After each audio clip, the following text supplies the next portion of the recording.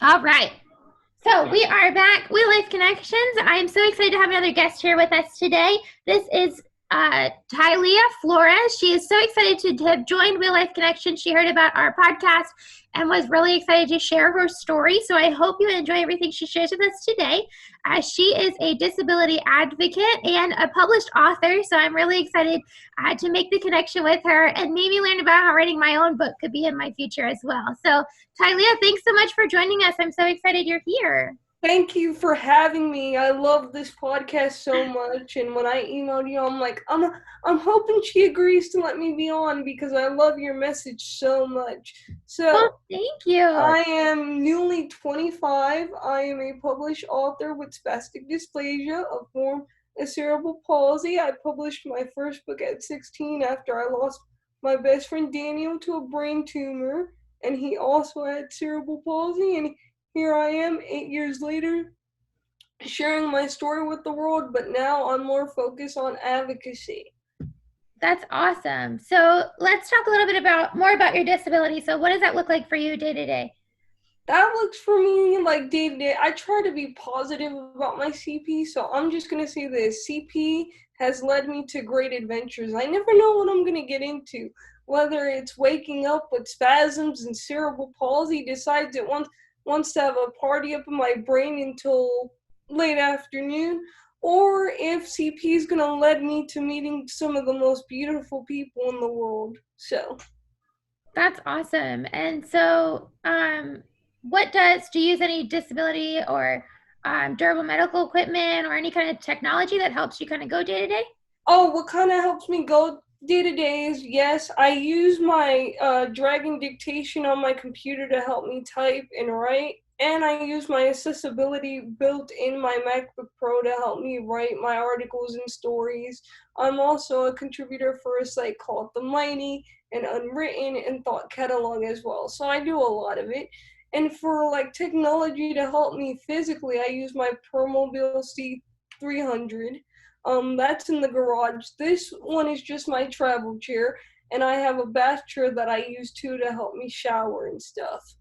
Nice. And I Okay. have a light gate to help me with physical therapy, and I do aqua therapy because I have a pool in my backyard too. Nice. I love the pool. I think that's the best place to get a good therapy session on a workout.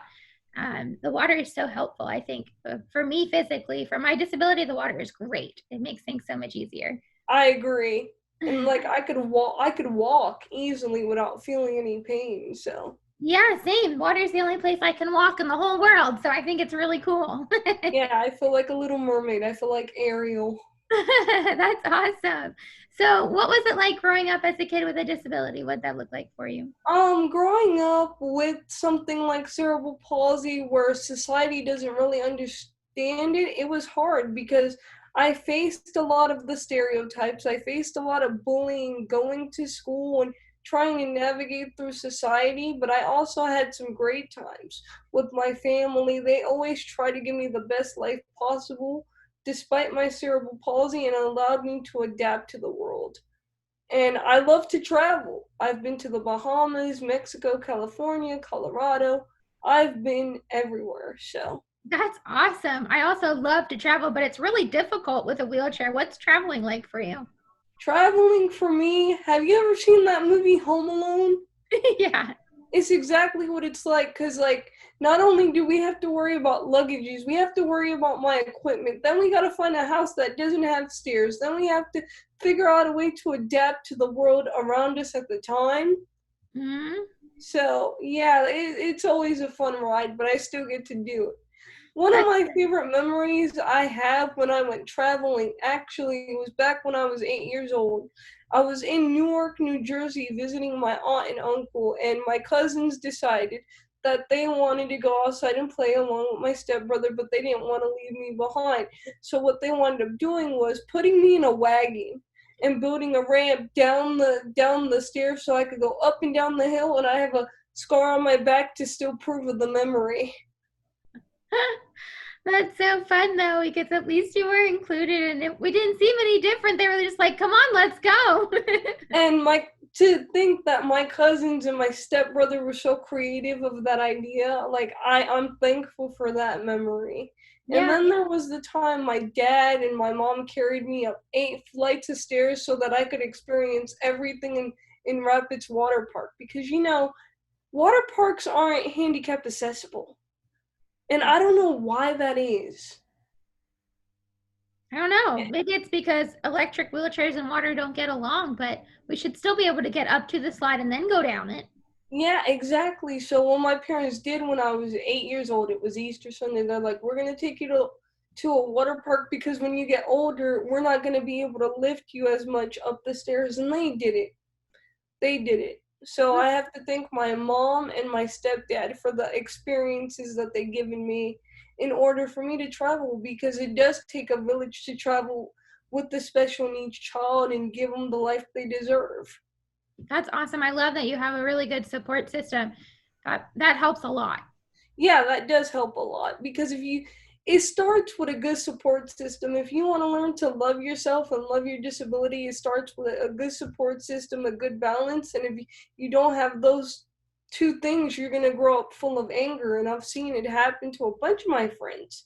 But Yeah. I just choose to look at my cerebral palsy as a positive thing, That's because it could be worse. right. Anybody could. Anything could, we just have to live with what we have. And if this is what we have, then we might as well live it to the fullest. And we might as well embrace our differences. That's right. That's right. And the way you learn and create and adapt to things and the way I do are so different. But if we put our heads together, we could be helping so many more people just by our creative ways we've learned to overcome.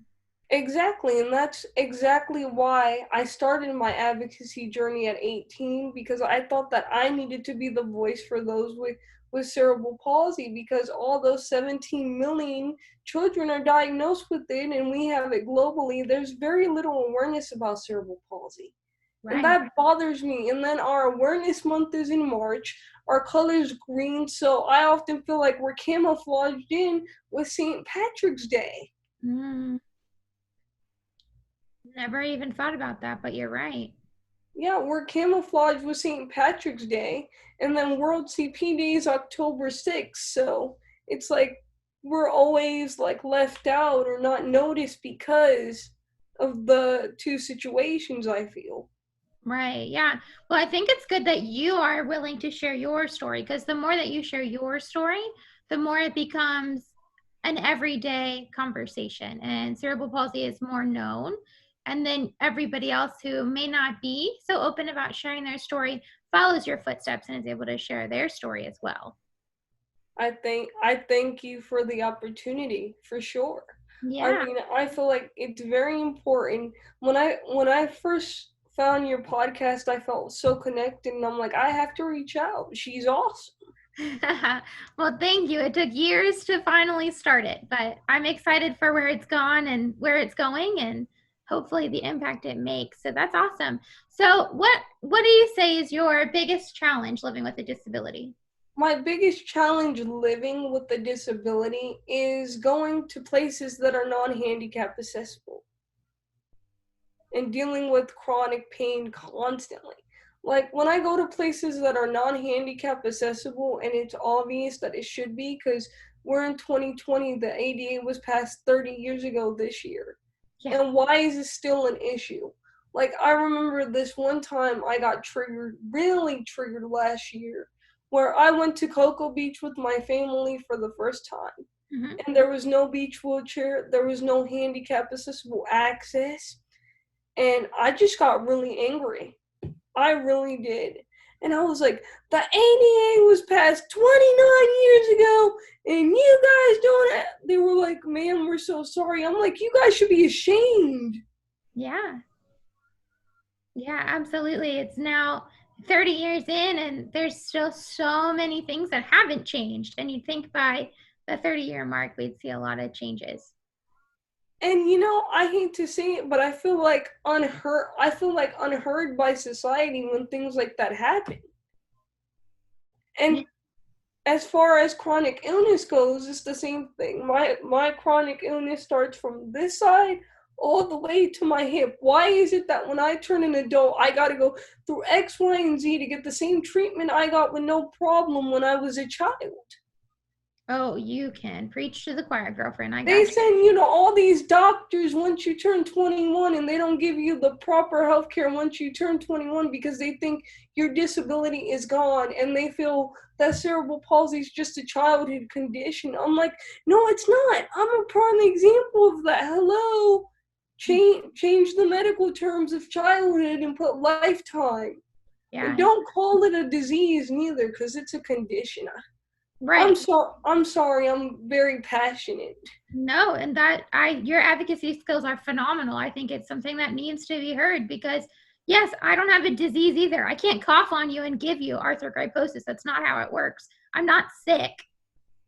I have a condition, and that's the way my body was formed, and it's going to be this way for the rest of my life. When I hit a certain age, it's not just going to disappear unless somebody knows something about it that I don't know. Yeah, because like one time I went to this one doctor for Lauderdale. She examines me. She goes, "This is the worst case of the disease of CP I ever seen." I said, "Ma'am, if this is the worst case of CP you ever seen, then God bless you." Exactly. Because Yeah. I know there's a bunch of people with CP that can't talk, have severe epilepsy, have all this stuff. And here I am being examined by the doctor saying that this is the worst case she's ever seen. So I have to wonder. Yeah.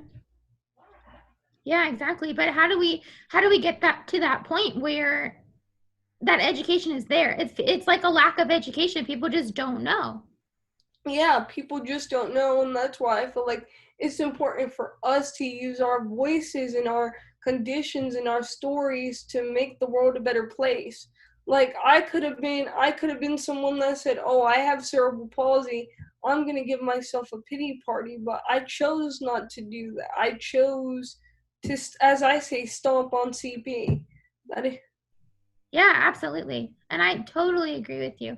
It it's one thing to be upset about something that happens to one of us just because of, the disability we have and what we face each day, but it's another thing to be able to look at it, overcome it, and then continue life after it and not be stuck on that same, negative thing that we have to get over. exactly. And that also brings me to exclusion in schools. Like why is it that I had to grow up not looking forward to field day because there was no handicapped accessible games or special need friendly games? Yeah, exactly. What did school look like for you? Was there was school Um positive? Was there bullying in school? What was that it, experience for you? it was a mixture of both, but more the bullying. And I went to United Cerebral Palsy for preschool, best 3 years of my life in New York, in Bronx, New York. Then I moved to Florida, and when I moved to Florida, there was a lot of bullying that went on in the schools. A lot of the times, the teachers just wanted to put me in ESE, which is our special ed, because they saw the chair and they saw the funding that came with. Oh, let's put her here because we get more money, but little they kind of knew that I was the only kid in the class that could read. So by the time I was in the third grade, I went to mainstream classes, which was great. I got to mingle with other kids without disabilities, but I still faced the issue of being doubted a lot and being mistreated a lot because not everybody understood my disability. And then when I got to middle school, the bullying kind of got easier. And then once I got to high school, it got so bad amongst the staff at my local high school that I had to be homeschooled because I didn't want to wake up and go to school every day. I was depressed, and it was just an awful experience for me. Yeah, that's really sad. And did you say in high school it was because of the staff, not even the students? Yeah, it was because of the staff. Like, they would belittle me every day. Like, I remember this one particular teacher. I had studied for a test and I passed it. He looks at me, he says, "Come up to the front of the class." And he goes, "Tylia, you cheated on this test. I know you did. You're not smart enough to pass my test." That's terrible. And the crazy thing about that is I wrote a book at 16. I went back to the school. I gave each teacher that didn't believe in me a copy of my book and my standard diploma, and I put thanks for not believing in me, Tylia Flores. So Got I it. got my karma. That's right. You did. That's right. Absolutely. Those are all those people that you want to prove wrong in the future, and that's exactly what you did. You're a great example of that. So yeah, it was hard. It was hard for me in the beginning, but those are the obstacles that I want people to hear about, to know that just because one chapter of your book is starting doesn't mean your story is over. It's Right. just beginning, so keep writing the story. Yeah, absolutely. I love that. So how do you stay so positive, Ty? Who's your role model, or who do you look up to? Oh, for starters, it would have to be my mom. My mom, she's a firecracker. She's a fighter. She's always encouraged me to stay strong. She's like, people are not gonna always believe in you, so you have to fight and you have to show people that, hey, my name's Tylia. I have cerebral palsy, and I will fight for what I want and what I need in society. And I will not let my disability stomp on me or bring me down. I would have to say my stepdad too. He's been in my life since I was 6. He's the only father figure I ever know, and he taught me to have a positive mindset throughout everything. He was featured in Chicken Soup for the network marketing sold by Bill Hyman, and he's just been a phenomenal father. I couldn't ask for a better one. That's awesome. That's really awesome to hear. I love that. And so he was featured in a book. Was he your Yes. inspiration to become a writer? How did you decide you wanted to write? How did I decide I wanted to write? Well, it all starts off with a tragedy, and I'm going to take you back 25 years ago. 25 years ago, at United Cerebral Palsy in New York, Bronx, New York, I met a young little boy named Daniel. Me and him became inseparable, best friends, loved Blues Clues and all. When I moved to Florida, I lost contact with them, obviously, for several years. Then one day, I get a friend's request on MySpace, and it was him, and we picked up the friendship from there. Shortly after that, though, unfortunately, cancer decided to come into his body, and he got diagnosed. And then shortly after he got diagnosed, he passed away at the age of 15 on October 19th, 2010. Devastating blow. Devastating. Mm-hmm. To lose a friend that young, very devastating. So I needed to find ways to cope. I would do YouTube videos, etc., etc. That wasn't helping. Well, one night I decided to go to Barnes and Noble with my stepdad because we love that store. He gets me a Starbucks Frappuccino, a vanilla bean with extra whipped cream. I go into the teen section, and I'm picturing. I had a dream. It was like a daydream. I'm picturing myself writing a book, but I didn't know what kind. So when I got home, I got the urge to open up my old MacBook Pro, my 2009 one, and I wrote the first sentence to James Ticking Time Bomb. Hey, see that kid over there? That's me. That's awesome. And that is my story. But when my best friend first died, it was hard. After a year of me grieving, after a year of me feeling sorry about it, I said, I gotta turn this around. He wouldn't want me to be like this. Mm-hmm. And he wouldn't. He would kill me if he were to see me like that. Yeah, for sure. That's awesome. That's such a great story. I love that. So for me, it's like I need to turn this into something positive. And Right. truth be told, having written a book at 16 got me into advocacy, and it got me comfortable enough to write about my disability and say, you know what, this is me, this is my story, take it or leave it. Yeah, absolutely. Because before, I had such a fear of writing about my disability because I didn't want to deal with rejection. I didn't want to be labeled as something, oh, she has cerebral palsy. We knew that already.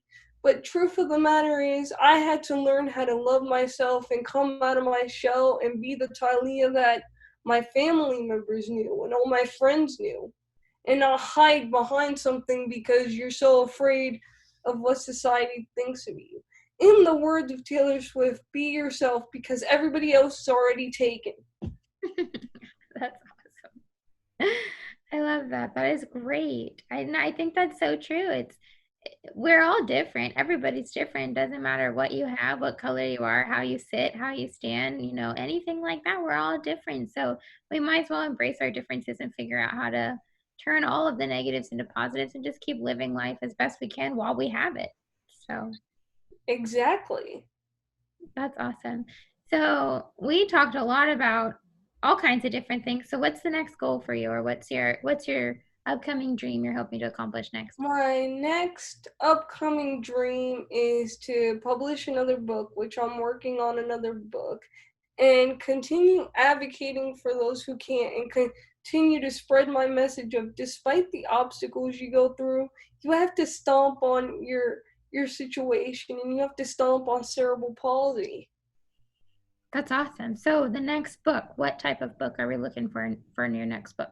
Well, I'm going more toward advocacy and sharing my story on why I got started with advocacy and why it's so important for us as millennials to advocate for ourselves, as millennials, as the next generation, because a lot of the old advocates that we look up to, they're getting older. So now it's time for us to take the torch and say, we got you guys. Right. Mm-hmm. And with the anniversary of the 30th ADA just around the corner, why not? Yeah, absolutely. What's the next advocacy or thing you'd like to change within the disability community? What's that next piece? More accessible places and more exclusionists in schools.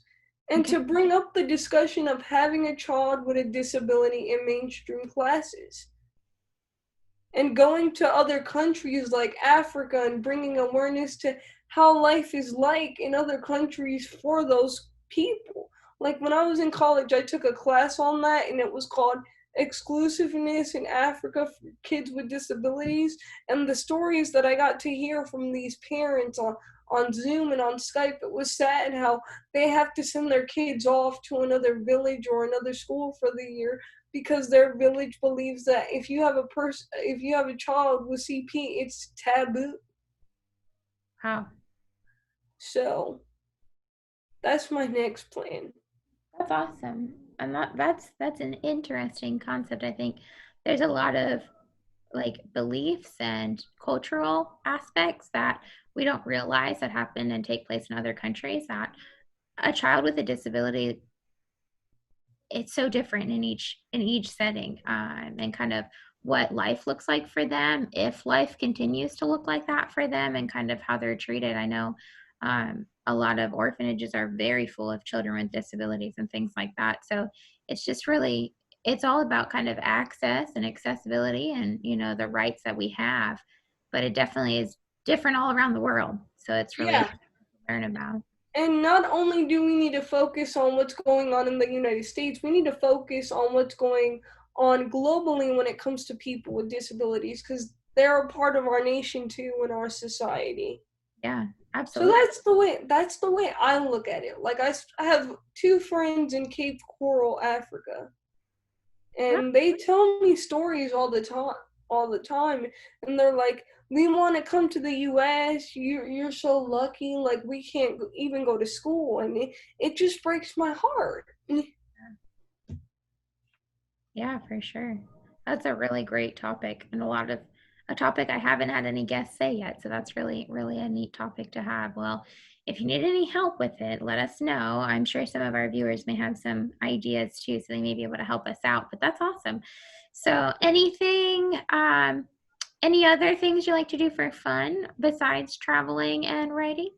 Oh, what I like to do for fun when I'm not traveling and writing, I like to jam out to Blake Shelton music, and I like animation.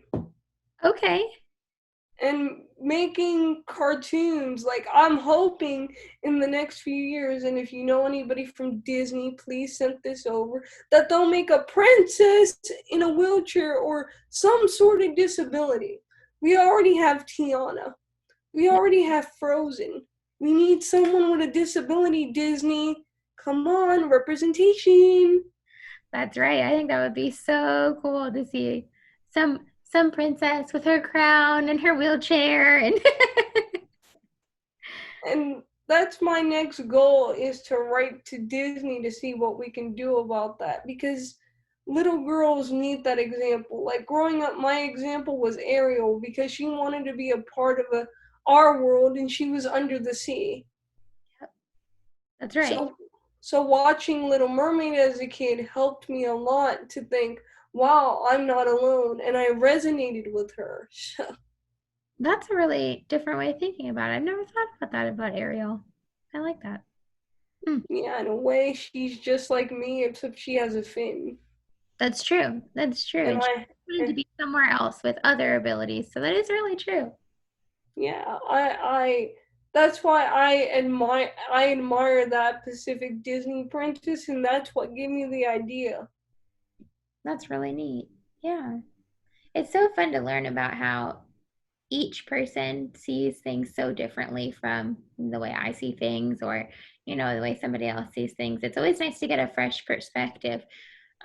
So what do you think right now? How's the best way? So Real Life Connections, obviously, I'm on a mission to share everybody's story, their disability story, even those without a disability. I haven't gotten anybody that wants to come on yet, but it doesn't matter. I want to share your story because each person's story is so unique and it's so special to them that it should be heard by others. But what is that for you? What's that turning point where we're no longer the disability community and the able-bodied community? What does it take to become one? It just takes awareness and dedication, in my opinion. And people need to look outside of people's disabilities, because like on a piece of paper with my diagnosis, you'll see cerebral palsy, anxiety, depression, etc. And sometimes people prejudge that diagnosis, but if you got to know me and see me for me, then we would become one. Gotcha. So it's just having the open mind to say, yeah, she may have a disability, but she's human. That's right. She's Tylia. She's not the Yeah, disability, right? Yeah, absolutely. yeah. What about when, okay, so survey question. What about when people come up to you in the store? Do you prefer if they ask questions or don't ask questions? I prefer that they ask. What annoys me is when they see the chair, they see me, and they stare at me like I'm ET, or like I'm ET. They're like how Elliot was when he first saw ET in the. I love that movie too, but I prefer that they ask me like, hey, what do you have, or what's your name, or just say hi. Don't stare at me like I'm ET like this. Oh my god, there's a person in a wheelchair and she talks. Exactly. Like Exactly. that annoys me. And I think that's something that society needs to bring awareness to. Like, don't stare, just ask. Like, I'm wondering if an able-bodied person knows what it's like to feel like be like that, where somebody just stares at you and you're just like, "Hi, how are you?" Like, Yeah. and Are you sometimes when I say hi, like if somebody stares at you, do you go, "Hi, how are you? I'm Ty." yeah, like I do that all the time, because to me it's like, okay, you're staring at me. I know you want to ask me something, so just ask me the question. Exactly. Exactly. Or just say hi.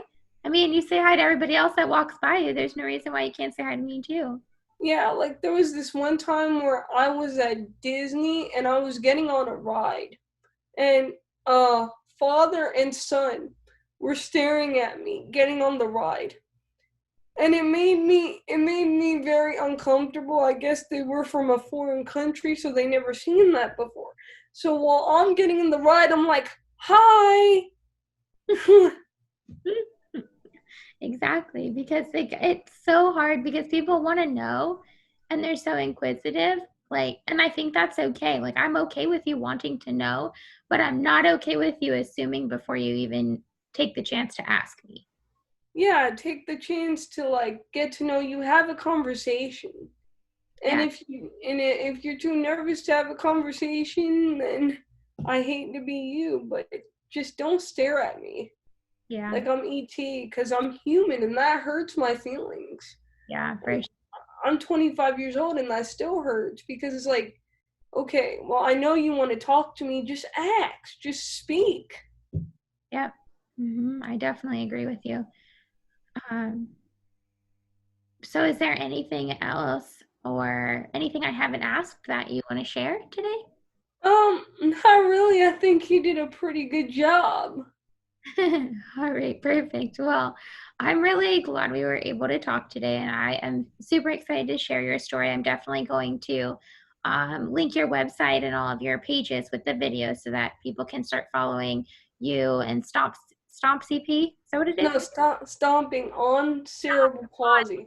Okay, so stomping on cerebral palsy. So we will make sure that everything is shared. So I'll make sure I have all the links and then people can begin following you because you have a journey and obviously a story to continue to tell. Our stories don't stop here. So we want to make sure we can get a lot of support because it's hard to complete and advocate for things without support behind you. So we want to make sure we build your support team as well.